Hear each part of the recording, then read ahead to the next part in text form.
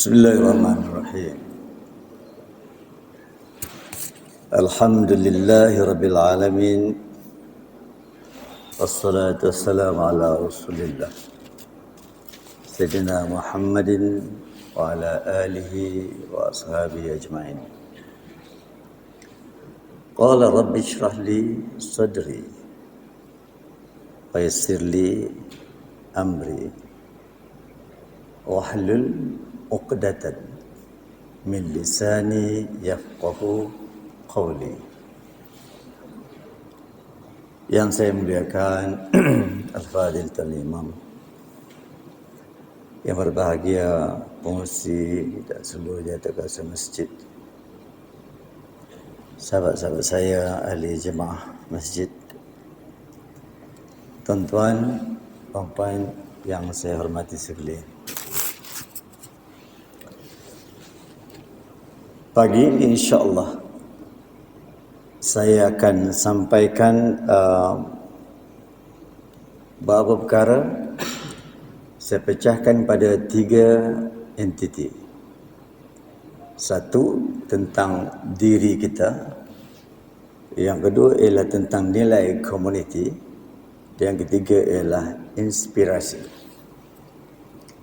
Ketiga-tiga item ini penting supaya kita berada pada landasan di atas track yang betul dalam kerja kita seharian. Tuan-tuan, tapi sebelum itu saya nak ambil kesempatan untuk sama-sama membaca Al-Fatihah, untuk hadiahkan Fatihah ini pada ibu bapa kita. Dan kebetulan Isnin lepas bonda saya meninggal, jadi ini minggu pertama.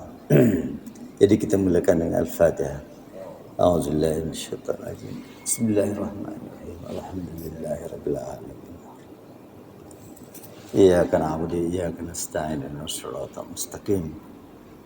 Siratal ladzina an'amta 'alaihim ghairil maghdubi 'alaihim waladdallin. Amin. Allahumma ighfir lahum warhamhum wa'afihim wa'fu 'anhum. Qala Allah Ta'ala, inna khalaqnakum min dzakarin wa untha wa ja'alnakum syu'uban wa qabaila lita'arafu. Inna akramakum indallahi atqakum. Ayat ini dia bagi satu view yang besar kepada kita. Ada tanda aras dia. Inna akramakum indallahi atqakum. Inna khalaqnakum min dzakarin wa untha. Aku, kata Tuhan, jadikan, ciptakan kamu dari lelaki dan perempuan. Wa ja'alnakum syu'uban, menjadikan kita berpuak-puak, ada kumpulan. Wa qabail, ada keturunan, ada bangsa. Li ta'arufu, untuk kita saling faham memahami, saling rasa selesa di kalangan kita. Maka kita tak payah pecahkan terlalu besar tentang li ta'arufu itu. Kita pecahkan dalaman kita sahaja, komuniti kita ialah ada tak rasa kasih dan sayang kita kepada keluarga kita, kota kita, iaitu Masjid Tariq bin Ziyad. Kita tak bincang pasal masyarakat besar, kita tak payah bincang pasal keseluruhan dunia dan alam ini. Kita zoom in kepada karya kita, iaitu kota kita ialah masjid. Saudara-saudara dan saudara sekalian, kalau kita nak bincang seluruhnya, dia terlalu besar. Kalau kita bincang di bahagian mikronya, ialah kita sendiri di kalangan ahli-ahli karya masjid. Maknanya satu kampung, satu daerah, satu taman. Kita ni besar, keluarga kita besar. Apakah kita telah pun memberikan hak-hak yang sebenarnya kepada keluarga besar kita ini, iaitu kasih sayang di kalangan kita. Apakah Korea, satu daerah ini, satu kawasan, satu taman ini rasa akan kewujudan kita di dalam masjid ini? Atau kita hanya rasa di kalangan kita yang ahli masjid saja? Tidak pecah keluar.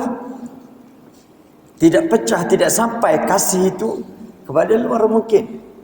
Maka kita tunggu satu hari nanti, bila sampai di padang mahsyar, orang yang pertama bertanya tentang kita ialah orang yang sekitar kita. Kita meraihkan yang sakit, anak yatim. Kita mengambil kisah dengan serius atau ianya biasa-biasa. Tidak boleh, kerana kita ada community yang kuat, iaitu masjid. Saya juga akan bincang pasal masjid, ya, pengalaman ke Brunei, Singapura, untuk kita masukkan dalam fikiran kita pada pagi ini, insyaAllah. Tuan-tuan, saya tidak akan ceramah banyak kerana ini hari raya. Mangkali ada yang nak ziarah, ya, nak pergi ziarah kubur sebagainya. Ya, hari lain kan kerja, hari ini kan hari raya, cuti. Jadi ada masa pergi kubur. Tak ada kubur orang, kubur kita. Ziarah kubur kita kan, kita ada kubur. Ya, jadi pergi ziarah kerana kubur ni penting. Bila anda ziarah satu kampung, bila tuan-tuan pergi kampung, balik kampung atau ke mana-mana saja, masuk kampung singgah di kubur dulu, keluar pada kampung kita pergi kubur dulu dan baru balik. Tanda kasih kita kepada tempat kita yang akan kita destinasikan diri kita nanti, insya-Allah. Kalau tidak pagi ini, mungkin petang kita akan pergi bertemu dengan Allah SWT.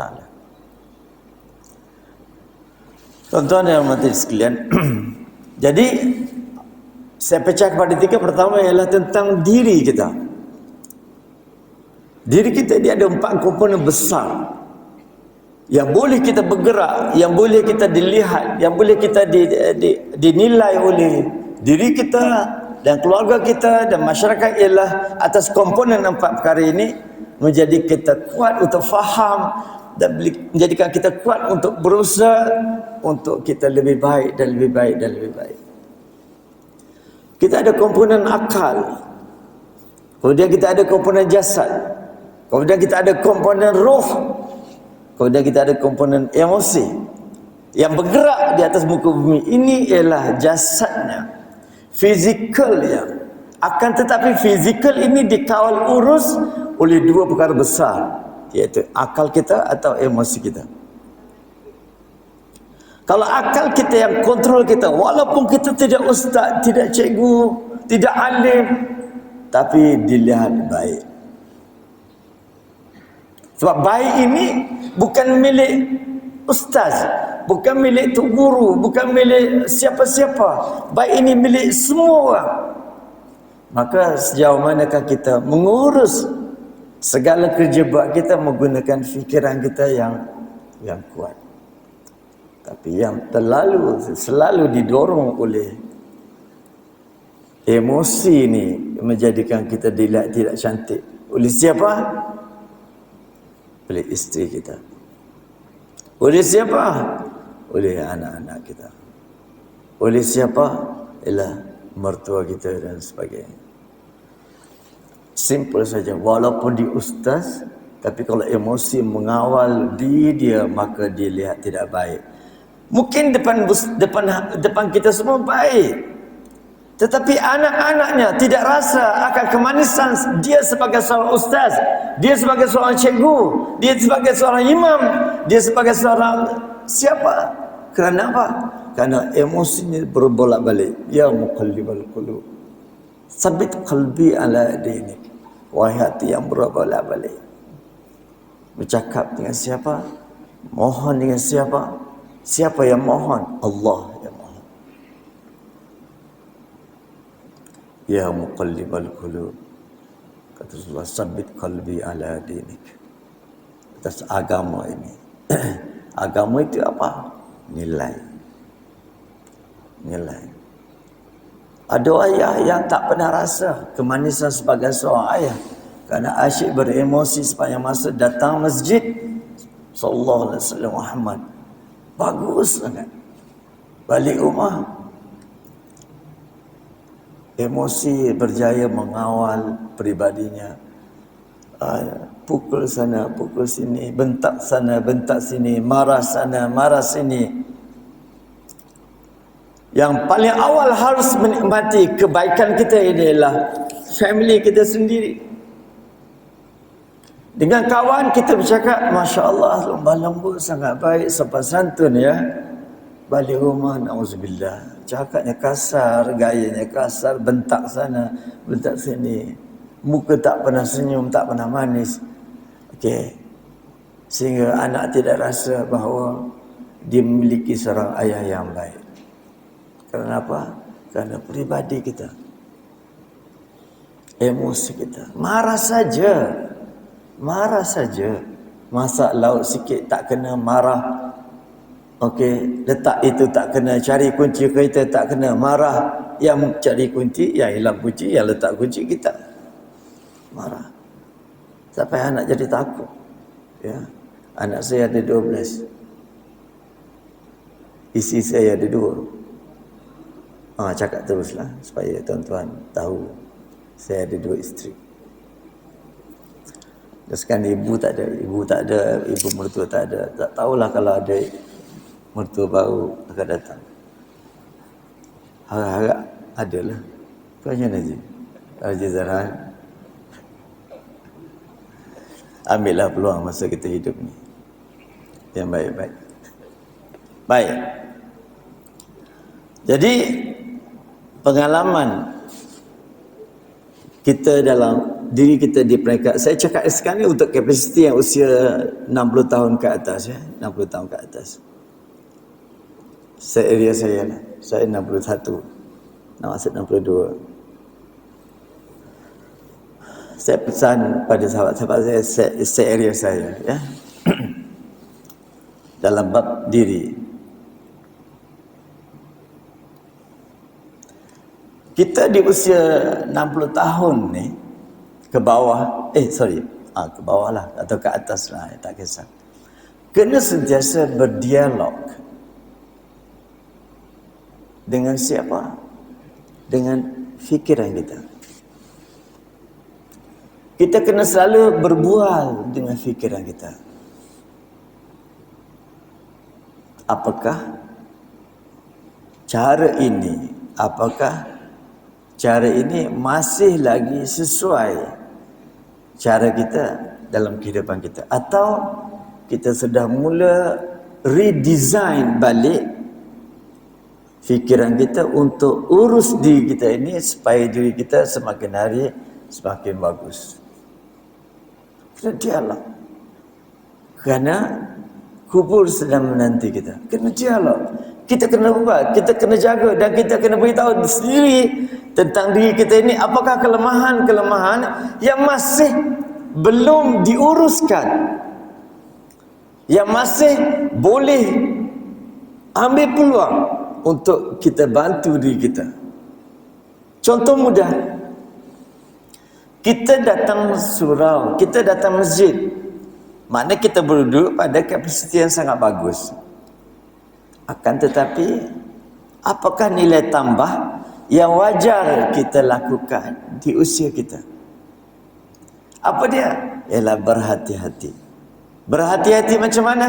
Masa kita nak naik masjid, kita tahu bahawa kita ni iktikaf. Jangan pakai langgar, jangan pakai masuk. Sebab tak ada kos. Hanya perasaan saja, Allah, aku iktikaf kat masjid ini. Kena ada. Buah iktikaf ni sampai ke akhirat sangat besar nilainya. Sepanjang kita berada di masjid. Kalau tidak, jadi kosong. Bila masuk iktikaf, dia cepat-cepat untuk urus diri, sembahyang sunat 2 rakaat, tahiyatul masjid. Kita dah tua 60, tak boleh berdiri, duduklah, sembahyang sunat 2 rakaat. Kerana masa berjalan. Tapi kadang-kadang kita tak. kita terus masuk, kita duduk, kita start dengan sembang mungkin, dan sampai azan dan sampai iqamah. Dan selepas orang azan, apa patut kita buat? Ialah sembahyang sunat 2 rakaat. KPI sembahyang subuh ni tuan-tuan ada 4. KPI sembahyang subuh ni ada 4. Pertama ialah sempat sembahyang sunat sebelum masuk waktu subuh. Ada ruh. Alhamdulillahillazi ahyana ba'dama amatana wa ilaihi nusyur. Ya. Kita mulakan dengan sembahyang sunat 2 rakaat. Tak boleh 2, 4. Tak boleh 4, 6. Yang penting jangan matikan diri kita dengan apabila kita bangun subuh, bangun pagi, starting kita ialah handphone. Handphone pembunuh nombor 1 gerak kerja kita ibadah.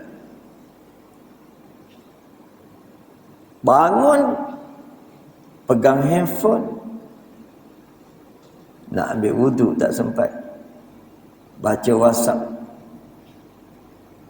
baca juga baca WhatsApp Tariq bin Ziyad tak habis-habis, nasihat dalam tu. Soleh sungguh soleh. Kalau tuan-tuan tengok WhatsApp kita, soleh, zikir, doa, baca tu sampai habis, tak dan sembahyang sunat. So nilai yang bagus tu tak tahu pergi ke mana. Jangan sentuh handphone. Sebab 2 ni, sebelum tidur pegang handphone, baca WhatsApp, terlelap. Bangun tidur, ambil handphone, baca WhatsApp, tak sempat ambil sembahyang sunat. Kita nak ke mana? Kita nak ke mana? Pada saya pesan pada umur-umur yang seusia saya, yang mereka adik-adik tu tak apa, dia lambat lagi meninggal, tak apa. Ya, yang tu kita serahlah. Mereka 50 tu setengah standby ready, lambat lagi nak mati kan.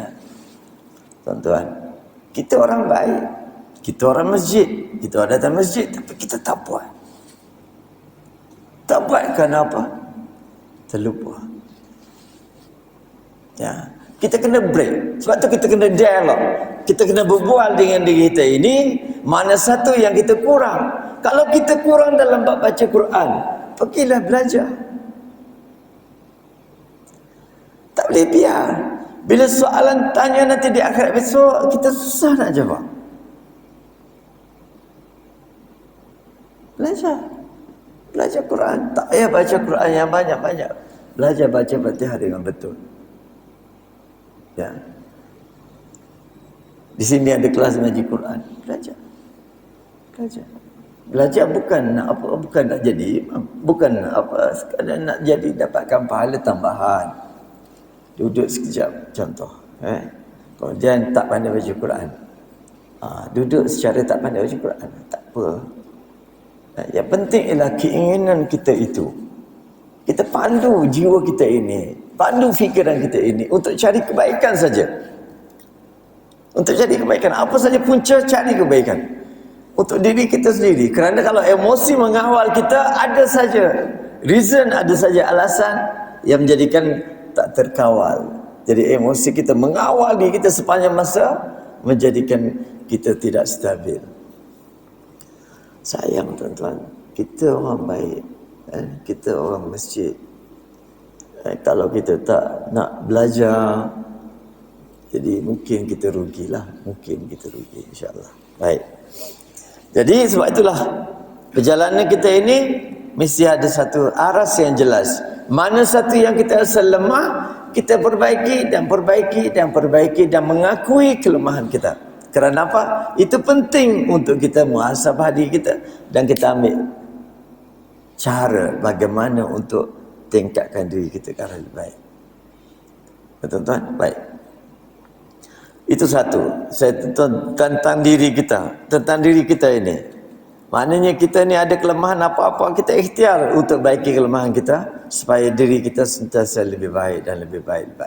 Tuhan pilih kita ni untuk datang ke masjid. Ini hadiah Allah Ta'ala kepada kita. Syukur Alhamdulillah. Masya Allah. kita dalam kelemahan biasa-biasa, tapi Allah Ta'ala pilih kita menguji masjid. Rezeki. Rezeki tak boleh datang 5 waktu, datang 3 waktu. Tak boleh datang 3 waktu, datang 1 waktu. Tak boleh datang 1 waktu, nanti orang datang juga kita sini. Kan? Tak suka. Lepas tu jangan malu datang. Walaupun kita mungkin lama tak pernah datang, datang je. Kerana apa? Kita rasa selesa dengan masjid kita. Mungkin kita jarang datang kan, kata hari Jumaat orang tak nampak. Okey, datanglah, alhamdulillah. Tapi kita usahakan, kalau kita tak boleh datang, carilah jalan waktu bila kita boleh datang. Datang saja. Sekali seminggu sembahyang Jumaat selain pada Jumaat, alhamdulillah. Alhamdulillah, kerana ini hadiah Allah Ta'ala pada kita. Tak comolnya nanti di akhirat kita rasa ada benda tak cukup, tapi kita boleh buat. Itu saja. Kalau kita boleh bincangkan dengan otak kita dan kita kawal fikiran kita sungguh-sungguh, tak ada rasa malu, tak ada rasa segan datang masjid, datanglah. Alhamdulillah, kerana kita rasa inilah peluang kita. Baik. Ini saya cakap pada yang 60 tuan-tuan. Yang lain-lain tak payah kecil hati lah. Cakap 60 tak payah, kita kena cakap terus saja. Sebab masa dah time, masa dah dekat sangat. Jadi kita cakap direct sebagai adik-beradik, sebagai ahli keluarga kita. Kita keluarga tuan-tuan, kita keluarga, kita family. Kita boleh nasihat, boleh pujuk, boleh tahu. Supaya kita rasa selesa berqaryah di sekitar kita ini, insyaAllah. Dan saya twist sikit, saya dah campur. Jadi sekarang ni saya nak pergi pada satu terusan masa tuan-tuan. Singkat sepatutnya saya sampai 15 minit saja. Jadi saya ambil ilham, inspirasi daripada Tan Sri Datuk Dr. Daud Bakar, penaung bola sepak negeri Kedah, Presiden UAE, pengurusi Mawid, sahabat saya juga, kenal. Saya terilham tuan-tuan, terilham daripada 5 perkara yang ditulis. Saya minta izin dengan Doktor Tan Sri, saya nak sampaikan kat masjid ni. Saya beritahu, minta izin. Dia kata, ahlan wa sahlan, silakan. Baik. Jadi dia 5 perkara dirangkum keseluruhan menjadi jiwa kita rasa kuat dan jiwa kita rasa selesa dan kita rasa diri kita hidup ni menuju ke arah yang lebih selesa dan tenang. Pertama ialah dia kata, ditulis kat sini dia, menunda kepenatan. Fa inna ma'al usri yusra, inna ma'al usri yusra. Kita faham dah, aras dia jelas bahawa di dalam kepayahan itu ada kesenangan dia. Ditakkidkan lagi dengan inna ma'al usri yusra, dalam kepayahan itu ada kesenangan dia. Jadi dalam hidup sekarang ini kita kena rasa berpenat. Musuh nombor 1 kita ialah malas. Tak percaya, kita balik tengok rumah kita, ya Rabbi, ya Tuhanku. Kan, malas. Kalau pasu bunga terbalik 7 tahun lepas, sampai sekarang masih terbalik lagi. Kan, sampai tumbuh kot ceding dah. Dia tak tumbuh kot ni, dia tumbuh ikut suka dia. Sebab apa? Malas. Jadi kita tunda sekejap kepenatan kita datang masjid, kita tunda sekejap penatan kita bekerja cari rezeki. Kita tunda ini sampai bila? Sampai kita bawa keselesaan dan ketenangan kita, kebahagiaan kita, dan itu di syurga nanti, insya-Allah. Jangan malas. Kita kena bekerja keras, kena rajin. Kita tak boleh wariskan anak kita dengan harta benda, tuan-tuan. Tidak akan kekal. Yang kita boleh wariskan ialah zuriat kita, ialah nilai kerajinan itu. Malanglah kalau kita mempunyai kita menjadi seorang ayah yang pemalas. Malang sungguh. Dalam rumah malas, makan rajin. Ya, makan rajin. Bergatur makan lepas kuliah subuh, makan rajin. Tapi mengemas, saya lah ni, nak kemas, nak susun, malas semua.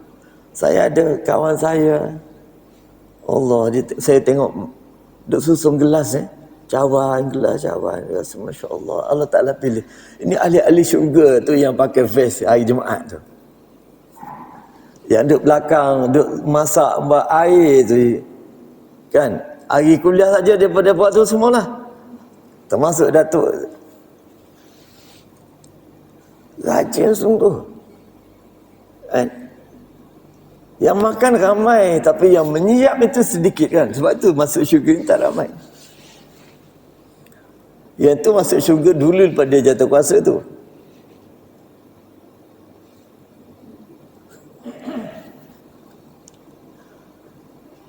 Tak adalah. Kalau dia orang masuk, kita nak masuk sama lah kan. Jadi kita tidak dipilih, atau kita tidak memilih diri kita untuk jadi rajin, atau kita macam mana? Memang bahagian dia kita tak boleh nak usik, nak masuk dapur tak berani. Datuk Jabar ada tu, orang lain tak boleh masuk. Nanti ganggu puyuk nasi sebagainya. Tapi apa yang kita boleh buat? Dan rajin ini bukan di masjid, maksud saya bukan di masjid, yang kecil hatilah kan. Nak cerita ialah sifat rajin itu adalah jadi darah daging kita. Kalau tok saya bulan mengambang saja dia mesti kerja anak-anak dia untuk pergi kerja. Rajin. Jadi rajin ini akan menjadi zuriat kita. Tuan-tuan, kita akan mati, tapi zuriat kita yang kita tinggal tidak ada harta, tidak jadi masalah. Jangan tidak ada rajin. Kalau zuriat kita tidak rajin, sengsara kehidupan ini. Jadi macam mana kita nak lahirkan zuriat kita rajin? Kita mesti rajin. Ikhtiar rajin. Rajin ni bukan mestinya kaya. Tidak. Rajin ialah sifat yang semula jadi yang ada dengan kita. Rajin mengemas, rajin bersih. Itu nilai. Kalau kita malas, memang kita. Jadi kita tunda kepenatan kita ini sampai di mahsyar nanti. Tuan-tuan, di mahsyar macam mana tuan-tuan? Di mahsyar ini kita buat simulasi macam tol. Tuan-tuan pernah tengok tol? Biasa lalu kat tol. Ada berapa laluan? Kita beratur panjang. Tapi ada kereta lalu relax, zoom lalu. Ada kereta kena rosan. Dan menyusahkan keluarga-keluarga dia yang lain. Nak masuk syurga dah tak boleh, amalan tak cukup. Di highway jealous kan, lalu straight, jalan terus. Tapi kita beratur. Bila tag saja sedang molek, boleh lepas, baki RM1. Lega ke main. Tapi ada lagi yang lebih hebat. Naik flight terus Kuantan KL. Kita duk beratur kat sini. Kenapa beratur tuan-tuan? Kerana tak cukup. Samalah juga kita di akhirat nanti. Kalau amalan kita tak cukup, begitulah hasilnya. Amalan ni apa? Ialah community. Kita saja, bukan saja sembahyang sunat, bukan saja itu, tapi kehidupan kita dengan masyarakat, dengan jiran dan sebagainya, kena ada itu. Itulah nilai tambahan yang kita top up seharian kita. Tuan-tuan, di pada masyarakat, yang la zilla illa zilluh. Tidak ada naungan kecuali naungan itu. Siapa yang ada kat salam tu? 7.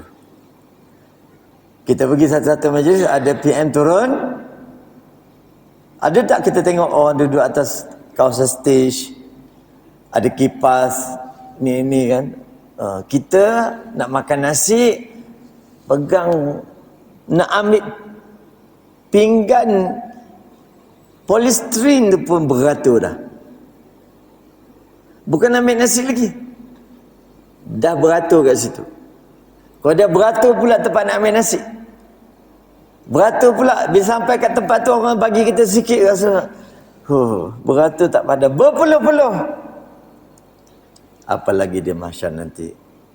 Begitulah situasi kita. Ada orang duduk bawah kemah relax, ya, makan anggur, makan limau sebelum makan nasi. Kita duk pegang pinggan pun kita tak ada lagi. Beratur tengah-tengah panas, berpuluh-puluh.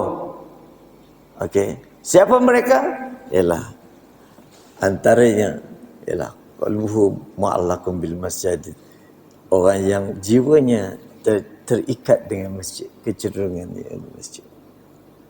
Antaranya kan. Jadi maksudnya ialah kita kena cari ruang yang semaksimal boleh, okey, supaya kita berada pada situasi yang lebih baik di pada mahsyar nanti, insya-Allah tuan-tuan. Jadi maknanya apa saja kita buat kita harus tunda, sabar sekejap, walaupun kita penat, letih, kita ikhtiar juga untuk berusaha supaya kita bersenang-senang nanti di akhirat, insya-Allah. Baik, yang kedua, dia kata mempunyai kekuatan yang untuk berjaya, untuk buat satu-satu kerja, dia ada kecenderungan, dia ada kuasa untuk buat satu perkara itu kerana Allah Ta'ala redesign sentiasa. Apa saja yang dia buat, dia lekatkan diri dia dengan Allah Ta'ala. Apa saja yang dia buat ialah dia letakkan diri dengan Allah Subhanahu Wa Ta'ala.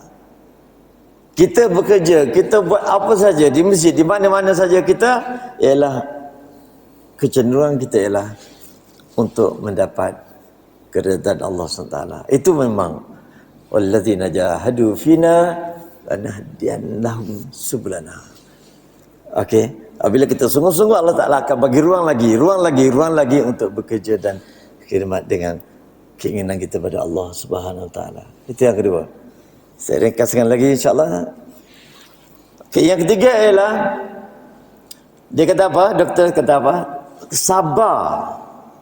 Kemudian dia kata tahan dan kental dalam kerja buat kita. Memang ada cabarannya. Jadi jatuhkan masjid, pengungsi jatuhkan semesjid, dan ahli masjid jatuhkan semesjid. Banyak kadang-kadang permintaan-permintaan yang datang kepada kita ini yang kita rasa tak larat untuk diuruskan. Tapi sabarlah, sebab masyarakat perlukan kita. Jangan mengeluh. Pengungsi jangan mengeluh. Jatuh kuasa jangan mengeluh. Panggil pensyarah tak datang kan. Saya ini dah tahun lepas lagi minta supaya saya bagi kuliah. Tunda sampai ke hari ini. Hari ini pun nasib baik. Kalau 2 bulan tak lepas, esok dah ke KL. Saya jatuh kuasa masjid, jatuh kuasa Mawib, Majlis Agama Wilayah. Dah 13-14 tahun dah. Saya pegang 2, satu anak yatim, kemudian Darul Saadah. Jatuh kuasa bahagian tu. Jadi besarlah, dah 13 tahun lebih, dah 3 menteri, 4 menteri. 4 menteri dah, masih lagi kekal lah. Saya orang luar lah, orang luar yang bukan ahli, bukan staff. Sebab tu tak ada sangat. Sebab tu kalau kuliah, kalau minta kuliah strict setiap minggu boleh. Tapi kalau selang-selang memang minta maaf, tak boleh. Nanti ganggu jadual Haji Zarahat. Tak sempat. Saya ada 16 komuniti yang saya jaga. Jadi banyak. Sebab tu kadang-kadang ada, kadang-kadang tak ada. Bukan apa, kerana ambil peluang untuk kita, amalan kita sembahyang tak berapa khusyuk sangat. Jadi kita cari peluang lain untuk khidmat, insya-Allah. Baik. Sabar dan tahan. Bila kita pegang satu-satu tugas, kita kena sabar dan kita kena tahan jiwa kita ini, kerana ini tugas kita. Ini tugas dan peranan kita. Kita kena fikir. Kalau kita ada di bahagian tertentu, kita kata bahagian kita banyak jatah kuasa kita. Setiap jatah kuasa yang kita ada dalam masjid ini kena berperanan untuk mengurus tadbir di bahagian kita, kerana kita dilantik. Maka kita mesti ikhtiar cari jalan. Contoh, ada program mengumpulkan semua asatizah di sekitar karya kita, bengkelkan, bincangkan apakah bahan perkara yang patut kita buat di masjid. Panggil ustaz-ustaz kumpul semua, bincang, bagi makan, minum, bincang apa benda. Contoh, panggil cikgu-cikgu, contoh cikgu-cikgu sekitar kita yang ada sekitar taman kita, ya kita boleh bincang apa benda yang boleh dibuat untuk remaja ini, untuk belajar sekolah. Jadi supaya apa? Supaya kita jemput rasa daripada semua orang untuk bantu komuniti masjid kita yang hebat ini. Kalau kita pergi Singapura, contoh, ini saya nak, kita tengok setiap saat sibuk. Ada budak kecil berlari ni, dia ada tadika dia, tadika Islam di masjid. Dia ada kelas pengajian di masjid. Kita kena ada dewan besar di masjid ini supaya orang datang boleh apa sebagainya. Kemudian ada kelas fardu ain itu di dalam kelas-kelas yang berekon itu. Kan ada contoh, kita ada 3 kelas untuk kelas pengajian fardu ain, kemudian 3 kelas untuk tadika Islam contoh. Jadi suasana sentiasa sibuk dari ada koperasi kat situ, kecil-kecilan tapi cukup hebat. Kenapa?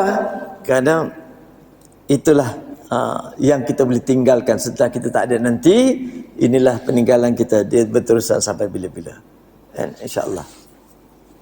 Jadi sebab itulah kena tahan sikitlah.